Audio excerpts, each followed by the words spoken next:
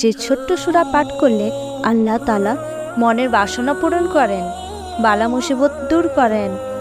আবু সুলাইমান দারানি বলেন, যে ব্যক্তি আল্লাহর কাছে কোনো প্রার্থনা করতে চায় তার উচিত প্রথম দরুদ পাঠ করা এবং দরুদ দ্বারা দোয়া শেষ করা, কেননা আল্লাহ তাআলা উভয় দরুদ ও কবুল করেন। রাসূল সাল্লাল্লাহু আলাইহি ওয়াসাল্লাম বলেছেন, যখন তোমরা আল্লাহর নিকট যাও আর তখন আমার প্রতি দরুদ পাঠ করো। আল্লাহর শান এরূপ নয় যে কেউ তার কাছে দুটি জিনিস চাইলে একটু পূর্ণ করবেন এবং অপরটি করবেন না। সূরা ইখলাস 3 বার পাঠ করলে, আল্লাহর দরবারে দোয়া করলে আল্লাহ তাআলা নেক আশা পূরণ করবেন।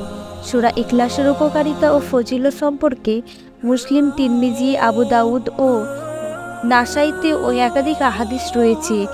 হযরত উকবা ইবনে আমর রাদিয়াল্লাহু তাআলা আনহু বর্ণনা করেন যে আল্লাহর রাসূল সাল্লাল্লাহু আলাইহি ওয়াসাল্লাম বলেছেন, রাতে তোমরা ততক্ষণ নিদ্রায় যেও না যতক্ষণ সূরা ইখলাস, ফালাক ও নাস না পাঠ করো। উকবা বলেন, সেদিন থেকে আমি কখনো এই আমল পরিত্যাগ করিনি।